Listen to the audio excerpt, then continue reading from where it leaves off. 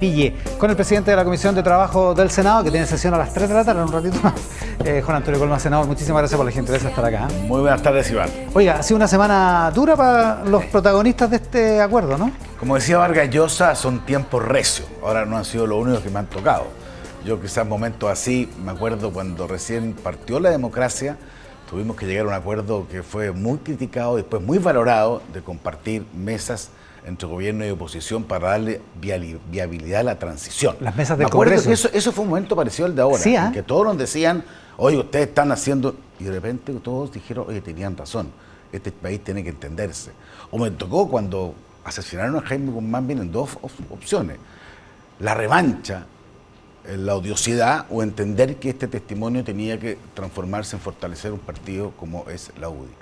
O en otro momento, como el estallido, que fue dramático, que muchos decían, oiga, no hay que hacer nada, hay que dejar que las cosas fluyan, el país por los cuatro costados se quemaba, había que tomar decisiones, y fuimos parte de ese acuerdo que habilitó el proceso constitucional, que dicho sea paso, terminó validando la actual Constitución, que fue increíble. O más recientemente, para que nos ubiquemos, con la PGU del presidente Piñera, en que a mí, de Comisión de Hacienda, el presidente me pidió que lo ayudara y me criticaban por todos lados, que cómo van a haber recursos del Estado para ayudar a las personas, y al final, hoy día todos lo valoran. Estoy un poco en ese escenario, Iván, en el sentido que a uno le corresponden tareas en la vida. Yo no ando buscando esto, pero hay dos formas de enfrentar los problemas. Primero, hacer como que no hacen, como no existen, y decir, ¿sabe qué más? Que lo arreglen otros.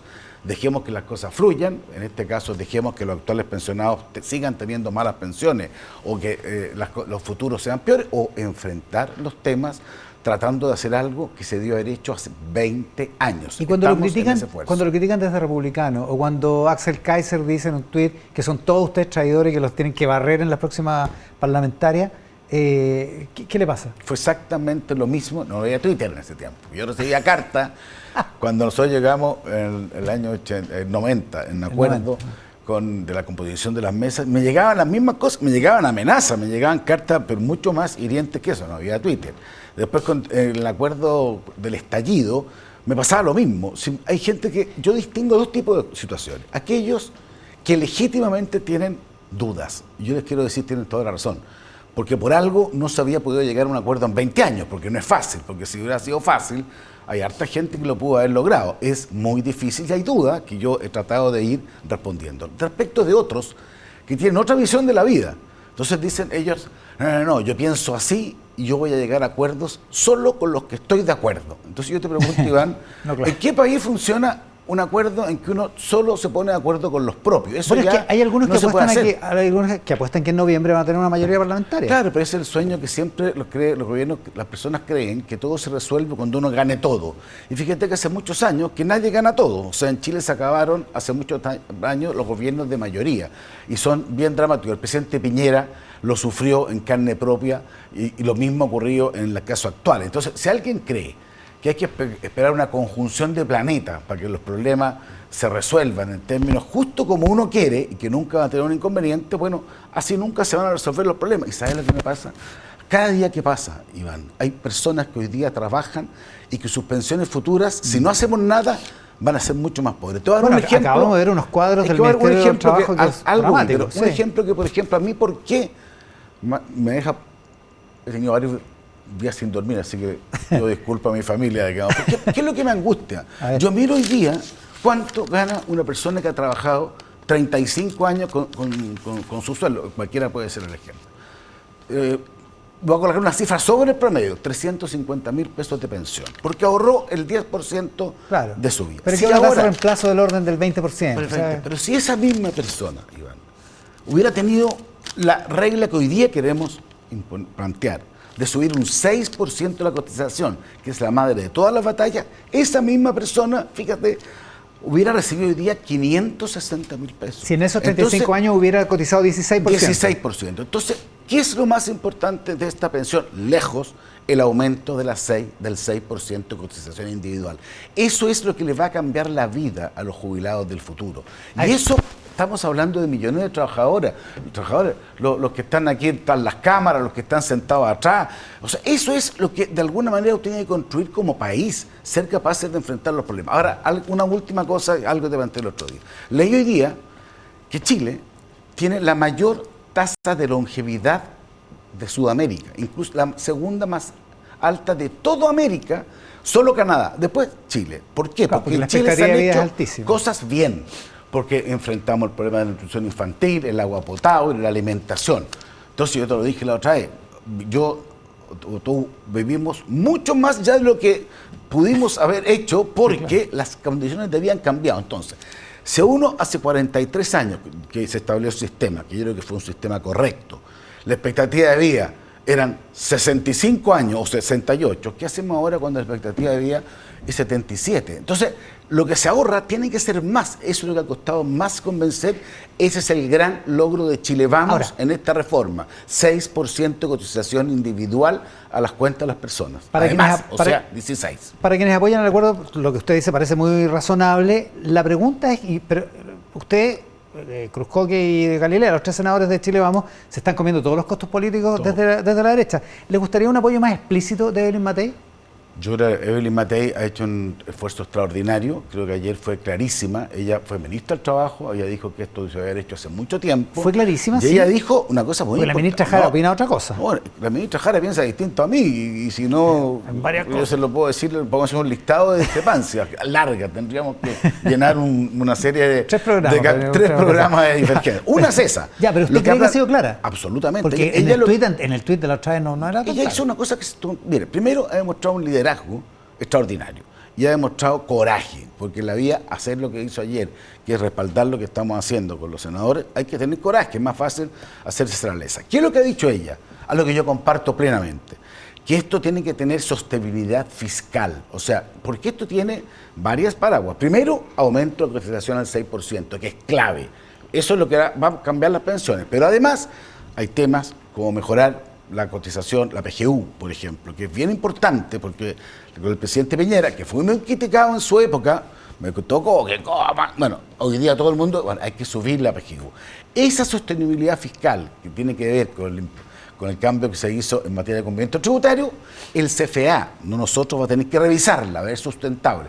Lo que podríamos hacer es decir, que echémosle para adelante, y si después las cifras hacen que la deuda aumente más allá de lo que se puede o que haya de inestabilidad, eso obviamente tendrá que tener restricciones. Entonces, lo que ha dicho Evelyn Matei es lo que hace una buena presidenta de Chile. No preocuparse de resolver los problemas del presente sin también enfrentar cuáles son los efectos del futuro. Ahora, y ojalá a grandes que todos rasgos, fueran así. Ahora, a grandes rasgos, el Consejo Fiscal Autónomo no debería tener grandes preocupaciones sobre este acuerdo, porque supongo que ustedes no llegaron a un acuerdo que estuviera desfinanciado, digamos. No, pero eso, acuérdense que el informe financiero lo hace el gobierno, no lo hago yo, ni lo hace Rodrigo, Galilea, ni Luciano Cruzcoque, que aprovecho de decir ha sido muy buen equipo.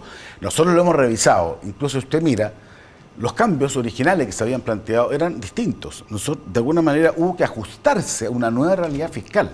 Si donde partió esto no es lo mismo que donde está llegando, sí, es verdad. Precisamente para serlo sustentable fiscalmente. Va a ser el CFA el que nos va a decir esos cambios. ¿Cuánto la PGU, que además, dicho sea de paso, que suba a 2.50, pero en forma gradual, porque ahí sí que es plata del Estado directa y eso obviamente tiene que tener una capacidad de enfrentarlo. Ahora, una cosa adicional. ¿Qué pasa que no se hace nada, Iván? Porque a mí es una pregunta que poca gente me la hace, o me lo estoy autohaciendo, digamos. ¿Qué pasa si no pasa nada? Si no pasa nada, resulta que las pensiones van a ser pésimas en Chile. Las mujeres van a seguir castigadas, ¿en qué sentido castigadas? Que estamos avanzando en algo que yo creo justo. Yo entiendo que hay personas que no lo creen justo.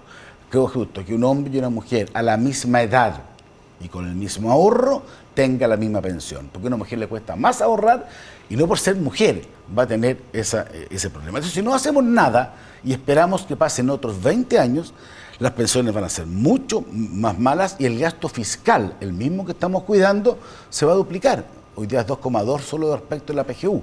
Va a ser 2 más, 3 más, va a ser mucho y eso más. No se puede enfrentar. Entonces, o sea, es peor yo prefiero pasar rabias nada. para tratar de resolver problemas que tienen que ver con el Chile grande, ese Chile que tanto cuesta hacer cosas porque existen, junto con los legítimos, gente que pregunta, y le agradezco las preguntas, existen otros que nunca les gusta una respuesta. A propósito de eso, Libertad y Desarrollo es uno de los centros de estudio que no está no precisamente favorable al acuerdo, lo han criticado en varios sentidos, y su directora ejecutiva, Bettina Horst, decía el otro día en Tele 13 Radio lo siguiente: desde el punto de vista político, dice que la reforma introduce división en un sector que, en vista de la parlamentaria y de la presidencial, que les es teóricamente favorable, debería estar muy unido.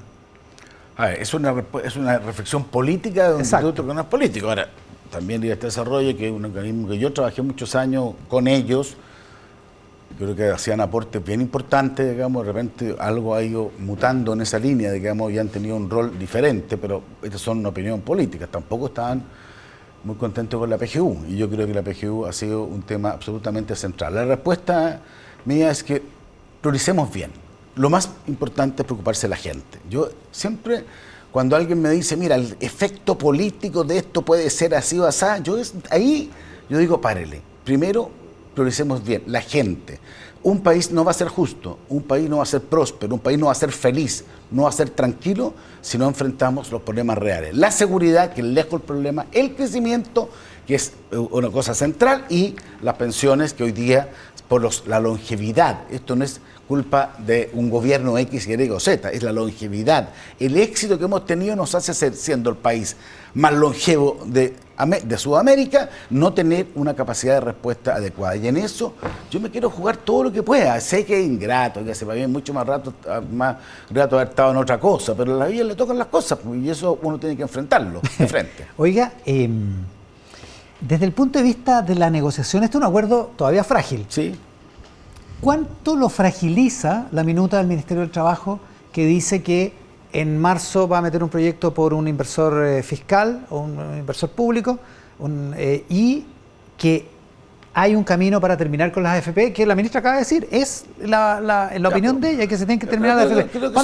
¿Cuánto fragiliza eso? Es mala señal, pero yo lo entiendo en clave política. O sea, usted hubiera imaginado que este gobierno iba a terminar postulando un 6% de capitalización individual, o sea, subir a 16%. Usted hubiera imaginado que este gobierno iba a buscar que en materia de administración se mejorara la competencia, que es lo que hay que hacer, y realmente me parece bien. Entonces, claro, le está hablando a su gente, pero no deja de ser más bien una propaganda política, o más bien un discurso para su núcleo duro. Pero no tiene que, obviamente genera desconfianza, no ayuda, pero yo lo entiendo mucho más como una forma de hablarle a su gente que una forma de tener éxito, una propuesta de ese tipo. A mí no me gusta ese tipo de forma, porque yo podría plantear a cada rato cosas que a mí me gustaría hacer, pero que yo entiendo cuando uno está en una negociación, tratar de jugarse todo porque esto resulta. Ahora yo en eso, más allá de eso, yo creo que más allá de los anuncios, creo que tal como yo he dicho, el 6% de atención individual, el bono para organizar a las mujeres, la PGU, hacerse cargo de los problemas de reemplazo que tienen los sectores más desposeídos, van a ser los más relevantes. Ahora, ¿se acaban los problemas? No. Y ahora ojalá, tú me preguntabas de Evelyn Matei, ojalá Evelyn Matei se haga cargo, yo estuve ayer en la proclamación. Yo encontré notable el discurso, pero básicamente es cómo volver a ser un país tranquilo, cómo entender que la seguridad es clave y no existe, y este es un gobierno que no va a resolver porque no tiene vocación de enfrentar los problemas de inseguridad. ¿Y cómo vamos a crecer? Si aquí el drama final, el de la sustentabilidad fiscal, yo vi un dato de que si seguimos con un gobierno así, que crece al 2%, ¿sabes? Vamos a tener problemas, pero no por esto, vamos a tener problemas por todo. En general. Y necesitamos un gobierno que vuelva a trabajar bien, en forma inteligente, que traiga inversión, que genere crecimiento, que preocupe las pymes. Eso me parece lo que hay que hacer, y yo convoco y estoy convencido que eso vamos a ir en la línea correcta. Ya, déjeme devolverme a lo del inversor público y al fin de las AFP. Yo supongo que la derecha tampoco pretende volver a los tiempos de la democracia protegida, donde hay ciertas cosas que no se pueden tocar, digamos, no se pueden debatir. Pues si hay algo que yo he hecho en mi vida, yo por lo menos, y todo, es debatir. Mira, yo he estado... O sea, por eso, no es ilegítimo. Yo he estado aquí no sé cuántas veces, he estado ahora 400 debates en mi vida, y uno puede decir cosas talentosas o poco talentosas, pero son debatibles, a menos que uno diga cosas que son contrarias a la democracia. Es legítimo que la izquierda quiera terminar con las AFP, digamos, es una idea legítima, ¿no? Lógico, pero tienen que tener la viabilidad política, y es legítimo ir a la gente, que lo que la gente quiere, ¿qué es lo que es? Que le mejoren las pensiones. Eso es lo que la gente quiere. Y contar los votos en el Parlamento. Quiere digamos, que se suba 16% la cotización individual. Eso es lo que la gente quiere. La gente quiere de otra tener manera. Más tranquilidad. Eso es lo que la gente quiere. Se lo pregunto de otra manera. La derecha no aspira a que con este acuerdo y esta reforma no hablemos nunca más de pensiones. No, sí, pero sí me gustaría, en este tema o en cualquier otro tema, que haya un poquito más de coherencia en las políticas públicas y que le hace mal al país estar revisando todas las veces todos los temas, que esto es una especie de problema endémico que tiene nuestro país, pero parece que todos los gobiernos tienen que hacer la misma agenda. A mí me gustaría, si yo pudiera, digamos, necesario que más resuelva, no estoy hablando de este caso particular, de generar temas que puedan ser resueltos con una perspectiva de largo plazo y no como que todos los estemos revisando constantemente. Yo no sé si los países funcionan así. No, de acuerdo, ahora, con el sistema político que tenemos puede ser peor todavía. Pero hay ideales republicanos, por ejemplo. El presidente del Partido Republicano ahí mismo, hace un tiempo, me dijo, si nosotros tenemos mayoría parlamentaria en el próximo gobierno, vamos a tratar de derogar la ley de aborto en 3 causales. ¿Es legítimo o no? No, es legítimo. Si la izquierda tiene mayoría, sería legítimo que intentara terminar con las AFP. No hablo de la ilegitimidad. Ya. Hablo de cómo recuperar el sentido de estabilidad en Chile. Porque ¿sabes lo que pasa? Esto nace a partir de un cambio, probablemente uno de los peores cambios políticos que por cierto voté en contra, que fue el cambio del sistema político, en donde el 2015 se cambió y dijo, mira, ¿cuál fue la teoría? En Chile, fíjate, por suerte votó en contra porque la reforma tributaria se la sacan en cara. Pero la reforma educacional también, y la reforma tributaria si no había otra alternativa, si nosotros teníamos ninguna posibilidad sino de disminuir los malos efectos. Pero el 2015, ¿cuál fue el concepto de fondo? Mira, Iván, Chile tiene demasiada estabilidad, le falta diversidad. Si ese fue el concepto de cambiar el sistema. ¿Y qué es lo que nos pasa ahora?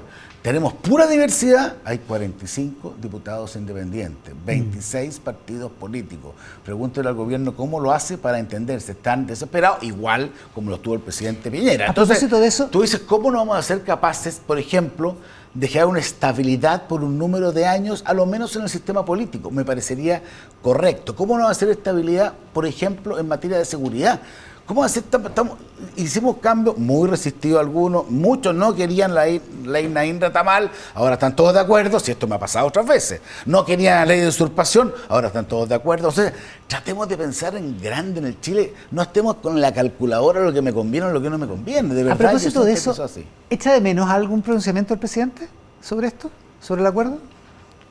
Sí, creo que sí, pero yo creo que también está complicado, si no creo que sea algo que lo entusiasme especialmente, digamos, pero vendrá en su momento. ¿De sus ministros? Vendrá en su momento, los ministros han hablado, así que eso es suficiente. A mí lo que me quiere, pero yo no ando a esta altura preocupado de lo que diga o lo que diga la autoridad. Yo lo único que quiero es cumplir con un mandato que nos dio el Congreso de decir resolvamos un problema que 20 años no se resuelve y que afecta a todos los que estamos acá, los más jóvenes y sobre todo los trabajadores actuales, que si no resulta esto, porque todavía es precario, quiere decir que sus pensiones van a ser bajísimas. A propósito de que resulte, ¿están los votos de Chile Vamos en el Senado? ¿Están todos los votos? Están los votos. Porque la senadora Gatica parece que no quería. Están los votos. ¿Y en la Cámara? Espérese, hay un problema. Yo creo que es legítimo que parlamentarios digan, explíqueme bien esto, resuélvame bien esto. Yo tampoco creo, nunca he creído esas cosas de decir que tú tenés que votar así, punto. Ya, no. Un diputado de la UDI, avanzando. Cristian Lavé, diputado de la UDI, no dice, explíquenme esto, dice, esto es reparto, bueno, y yo no estoy dispuesto. Lo que le digo yo, eso nunca ha sido reparto, si estamos en una discusión, porque ¿qué es lo que es reparto? Reparto cuando le toman algo suyo y usted se lo entrega a otro, o sea, otra generación, otra persona. Que esto es 6% de capitalización individual. Es bueno explicarlo, 4,5 directo en la cuenta, que va a empezar al tiro, es una información que les voy a dar, pero además, o sea, que vamos a ir, pero además el 1,5, que es un préstamo. Entonces la gente me dice, oye, el préstamo lo van a devolver. Primero, el préstamo, cada vez que haya un peso, va a aparecer en su cuenta individual, no es que vamos a poner a otro, el fondo el FAP, no, va a ir apareciendo en su cuenta individual. Segundo, va a estar respaldado por bonos. Y tercero, va a tener garantía del Estado.